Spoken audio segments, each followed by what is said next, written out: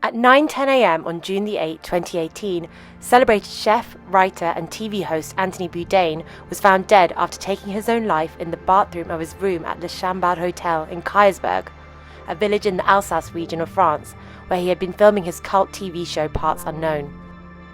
Prosecutors in charge of the investigation into Bourdain's death found that there was not much preparation and premeditation in what he did, and the taking of his life was an impulsive act. So what happened in those last few days that compelled Bourdain to take his own life?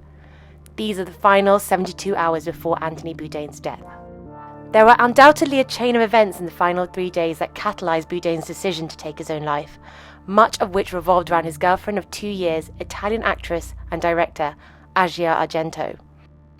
Bourdain met Asia Argento, who was 20 years his junior, in 2016 while filming an episode of Parts Unknown in her hometown of Rome.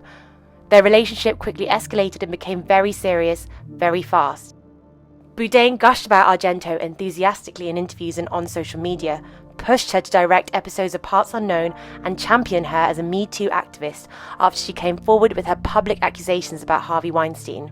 In 1997, I was raped by Harvey Weinstein. However, their relationship was a complicated and volatile one, and for Bourdain, Argento apparently became an obsession. According to Bourdain's biographer Charles Lee Hewson, during their relationship, Bourdain desperately tried to keep Argento loyal to him by giving the financially struggling actress money and constant emotional support. Lee Hewson says that Bourdain also began taking large amounts of steroids, human growth hormone and Viagra so that his age gap would not become a problem with Argento. And in October 2017, 5 months before his passing, Bourdain quietly arranged to pay off Me Too activist Argento's own underage accuser, giving actor Jimmy Bennett £380,000 to not pursue legal action against the actress. This explosive revelation would only become public knowledge after Bourdain's death.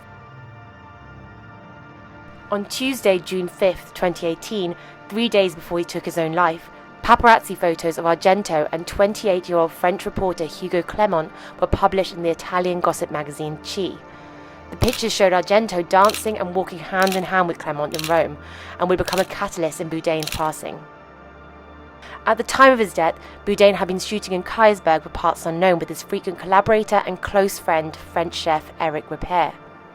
When the pictures came out, Bourdain had just started settling into filming at the location. During a break or a day of shooting, Bourdain saw that the photos of Argento and Clement had surfaced online, and according to the crew, Bourdain became distraught at the photos. It was at this point that he and Argento started fighting over the phone. According to the crew, the pair often had phone fights, but these were different. Bourdain left the set of Parts Unknown numerous times that day to have screaming matches with Argento. The crew and Bourdain's close friend Ripert all began keeping a close eye on him. In the documentary film about Bourdain, Roadrunner, Michael Steed, who had been the director of Parts Unknown for 8 years, says he witnessed Bourdain becoming palpably angry after the photos of Argento with Clement surfaced. He recalls filming a scene where Bourdain and Ripert's normally light-hearted and funny conversations on camera took a dark turn. Bourdain started talking about dying and choking on a hot dog before staring at Steed. I'm pretty sure that pole will support my body weight now. Well, if I can hang myself. Steed says he later found Bourdain alone smoking on the balcony and approached him to give his condolences about the photos of Argento and Clement. It's like, I don't want to have to fucking deal with these fucking, he's talking about Aja. The next day, on Wednesday, June 6th, filming continued for Parts Unknown in the town of Colmar. In what is believed to be one of the final photos of Bourdain, posted by DP Todd Liebler, he's seen riding a tandem bike with Ripert for the camera. While Bourdain had been in a dark mood over the last 2 days, it seems that on the night of Wednesday, June the 6th, he was back to his old self again. With the Parts Unknown cameras rolling, Bourdain joined Ripert for a dinner at J. Y's, a 2 Michelin-star restaurant owned by Bourdain's old friend, Jean-Yves Schillinger. He was normal just like himself, Chef Schillinger told People about the dinner. I didn't see anything unusual. At the end of the meal, Schillinger suggested that he, Bourdain, Ripert and the crew go for a nightcap and have beers in Freiburg, a city 30 miles away in Germany, close to the French border. When Bourdain arrived at the crowded beer garden in Freiburg, Germany, he was welcomed with cheers and handshakes from German fans. He enjoyed every minute of it, Schillinger said. He lit up like the old Tony I once knew. Everything was normal. At the end of the evening, Bourdain and Ripert returned back to the Le Chambard Hotel. and Bourdain headed straight to bed. His friend Repair had the bedroom next door to Bourdain. Having been worried about his friend's mental state over the last few days and wanting to make sure he was okay, Repair put his ear to the wall to see if he could hear Bourdain. But Repair was relieved when all he heard was Bourdain's peaceful snoring.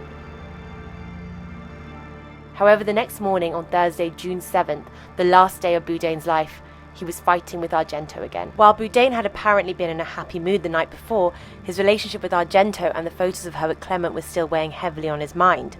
In the 3 days before his death, Bourdain had googled Agi Argento around 300 times, and on the afternoon of Thursday, 7th of June, Bourdain was left devastated when Argento told him that she would no longer be joining him for the filming of the Indian episodes of Parts Unknown, which she was scheduled to appear on with him. Nonetheless, Bourdain continued to work and make plans for the future. Roadrunner filmmaker Morgan Neville told Rolling Stone that on the afternoon before he took his own life, Bourdain was making lunch reservations with a friend for the next week and giving notes on edits for his TV show. However, on that final evening, in a telling sign, Bourdain didn't show up for dinner with his friend Repair at their usual spot. During his time in Kaysersberg, Bourdain and Repair had dined at the Whitstub Le Petit Venise restaurant almost every night and every morning for breakfast. Maxime Vincent, a waiter at the Whitstub, told the New York Times that when Bourdain didn't show up for dinner on that final night, Mr. Repair thought it was strange. We thought it was strange. Mr. Bourdain knew the chef, Monsieur Nasty, he knew the kitchen. Maybe he went out and ate somewhere else, we said, but we didn't think much of it. Instead, Bourdain went out for dinner by himself, where he reportedly drank a lot and ate a lot, before eventually returning to his room at Le Chambord Hotel. On the night before his death, Bourdain continued to argue with Argento over text about the photos of her with Clement. In a text exchange that night, Bourdain wrote to Argento, "I am okay. I am not spiteful. I am not jealous that you have been with another man. I do not own you. You are free. As I said, as I promised, as I truly meant. But you are careless. You are reckless with my heart, my life. It's only that hurts, my A. Perhaps it is in both our characters, but you are always honest with me. I want to be honest with you. I do not begrudge you this part of you. As I hope you will not begrudge me, but it's that stings. I meant and mean everything I have ever said to you, but I hope you will have mercy on me for these feelings." Argento texted him back saying, "I can't take this." According to Bourdain's biographer, Argento went on to text Bourdain that she could no longer stay in her relationship with him. She said Bourdain had shown that he was all too similar to the other men she had dated. Bourdain texted Argento back saying, "It would have been so easy to have helped me out here. I required so little, but fuck you is your answer." Bourdain's biographer says that Argento then texted him complaining about his idiot possessiveness and calling him a fucking bourgeois. Over text, Argento told Bourdain to call the fucking doctor and declared, "I am the victim here." Bourdain texted back, "My A, I can't believe you have so little affection or respect for me that you would be without empathy for this." In the hours before he ended his life, Bourdain continued to Google Agi Argento and also searched a local prostitution service in France. In these last hours before his passing, while they were still texting, Argento was also active online and posted a photo of herself on her Instagram story wearing a t-shirt that read, "Fuck everyone.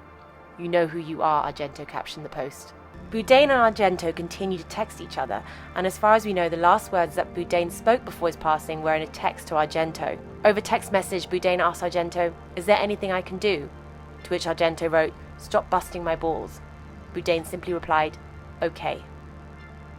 In an interview with The Sun, Bourdain's biographer Le Husson said that while this was the last thing Bourdain said, Argento continued to text Bourdain, saying that she wanted to break up with him. She kept texting and kept the argument going after that happened, but he didn't respond after that point because I think he was gone, Le Husson said. She didn't know he was gone. It was following these texts that in the Manon suite of Le Chambord Hotel, wearing jeans, a polo shirt and socks, Bourdain took his life. While he had had a lot to drink that night, Le Husson believes Bourdain was probably sobering up when he made the decision to end his life. On the morning of Friday, June 8th, Repair turned up for breakfast at the Whitstub, where he would usually meet for breakfast with Bourdain. The night before, Repair had woken up in the middle of the night, worried about his friend, and once again put his ear to the wall of his room, but heard nothing from Bourdain. And now, on Friday morning at breakfast, Bourdain again didn't show up to eat with Repair.